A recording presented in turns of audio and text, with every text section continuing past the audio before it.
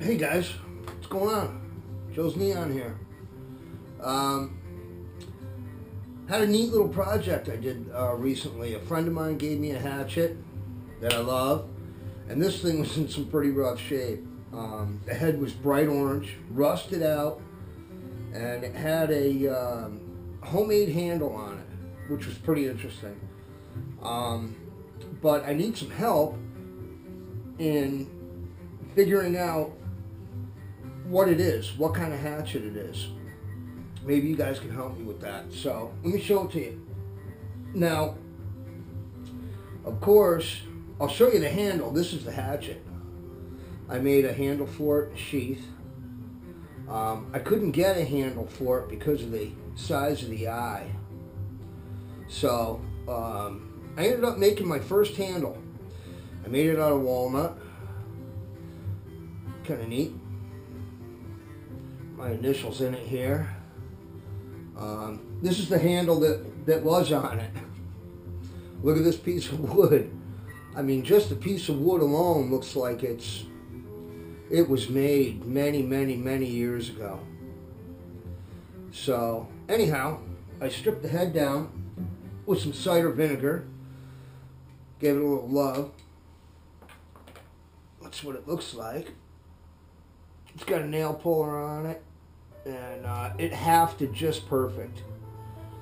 So what I should have done was I should have videoed the whole making of the handle and hafting of the head, but you know how that goes. I didn't do it, but I did do before and after pictures, and it's pretty amazing.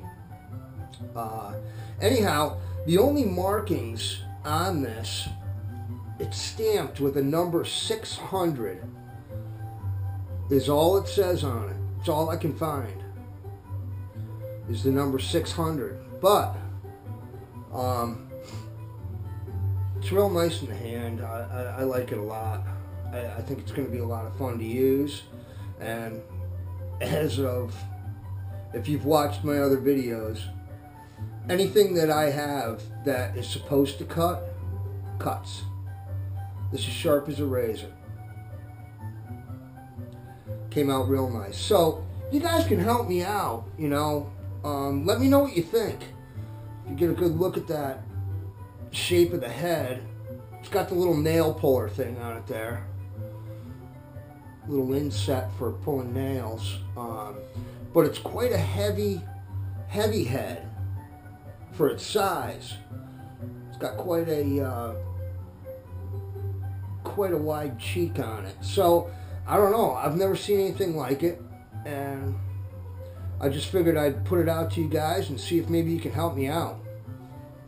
Again, I made a sheath for it, and it's great. But I want to show you guys some other cool stuff that I do. This is my Hawken 50 caliber rifle that I made from a kit. I made this gun about 10 years ago, not quite, and every season I kill a deer with it. This thing is accurate, deadly. It's a lot of fun to shoot.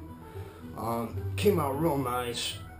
I spent a whole winter putting it together so that everything fit perfect, and she's just a beauty. But I refuse to go to an inline. I just love the romance of carrying a weapon like this in the woods and knowing that I'm deadly accurate with it. When I pull the trigger, it's the final bang. So that's really nice. I enjoy that a lot. Some of the guys make fun of me that I hunt with, you know, call me Davy Crockett, Daniel Boone and stuff. I just love it. Got this last year to go with my rifle, Hawken 50 caliber pistol. I got this out of Cabela's, and you would be surprised how accurate this pistol is. It's no joke. Just like the rifle, double set triggers. It's really great. It's a lot of fun to shoot, so I shoot it a lot. Great gun, great pistol. I didn't kill a deer with it last year. I didn't really try. I shot more with it over the summer, and hopefully this year I'll get an opportunity up close and personal where I'll take a deer with it. So that's the Hawken 50 pistol. Another thing that I made myself was,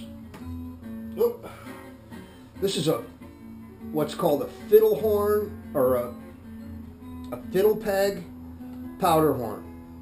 This is a buffalo horn from out in Wyoming. It was really nasty when I got it. It came in a box and there was all kinds of hair. It was all split, but it was big and it was heavy. And through doing a little research, what they did was they took the glass insulators off the top of telephone poles that the wire went around, and they broke them, and they used the shards of glass to scrape down the horn from the base to the tip to bring it down to a really shiny surface. And you can see the fiddle peg here, and that's got a cork wrap on it. Keeps everything nice and dry, nothing comes out. I did some engraving on it. I don't know if you can see that very well. And I did a big red cedar plug in it, plug in the back here, that I did on a lathe out of cherry.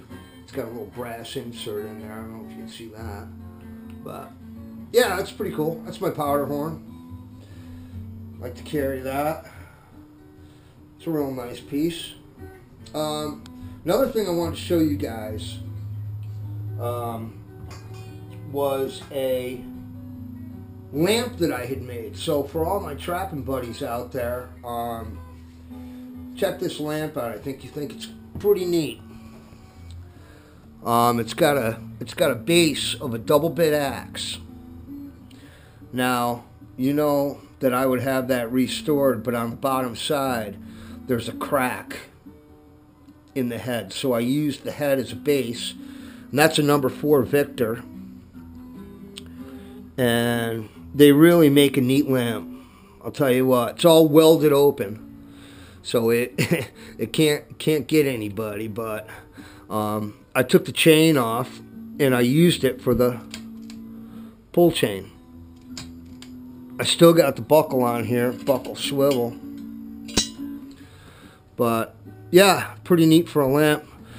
And anyhow, I'll show you a couple of sheds I found in the spring. In an hour and a half, I found both of these sheds. This one here and this one here. You can see by the size of that base compared to my hand. He is a big boy. But anyhow, I was real happy to find these two in one day. Like I said, it was about an hour and a half walking around. And this one here, actually, guys, this one was found, okay? I don't know. It was found right at the base of a rub. There was a rub line going down the edge of this field, and I told my friend that I was with, I just wanted to walk around the edge of this little meadow. It's not even a field, it's a small meadow. It's probably 40 yards wide, 60 yards long. And down the edge on the poplar trees was a rub line. And on the last tree, the tree was about that big around, this was laying right at the bottom of it. He had a rub on there, I don't know, 34 inches long. This was laying right at the bottom of the tree. No squirrels got to them, nothing, but they've got incredible, beautiful texture on them. I don't know if you can see that. Can you see that? Really nice. Love antlers. Love to work with them. But I just thought I'd check in with you guys, show you a couple things, and if you can, try and help me out with that hatchet head. I don't know anything about it. Like I said, stamped into the head is number 600. So, if you guys know anything out there, let me know. I'd like to know something about it. I got a feeling it's pretty old, not too old. I mean, it's not forged. I believe it's a cast head, but it's real neat. It's a real sweetheart, and I'm real happy with the way my first handle came out. First time I've ever made a handle for a hatchet or an axe, but came out real nice. Real pleased with it. So anyhow, just thought I'd reach out, say hey to you guys, and if you can help me out with that, definitely leave me a comment. If you're new to my channel, subscribe. I got a bunch more videos coming up. I've been in my tree stand a couple times with the bow, and I'll tell you a real funny thing about where my stand is. I've got an oak tree that's about 20 foot tall, and it's 20 yards away from me. If the slightest breeze blows, it sounds, the leaves that are left on the tree sounds just like a deer coming through the woods. Oh, it got me so bad. I've got it figured out now, so I kind of just ignore it, but yeah, not a whole lot going on yet. I'm going to hunt hard this upcoming week, and I'm going to be taking you out the tree stand with me. And I'm getting ready to leave a week from today for Rochester for opening season Southern Zone in New York State. So, and that's great too. I'll be taking you out to Rochester. You won't believe this piece of property and what it's got to offer. So anyhow, hope everybody is well, and Joe's Neon here. I'll be talking to you soon.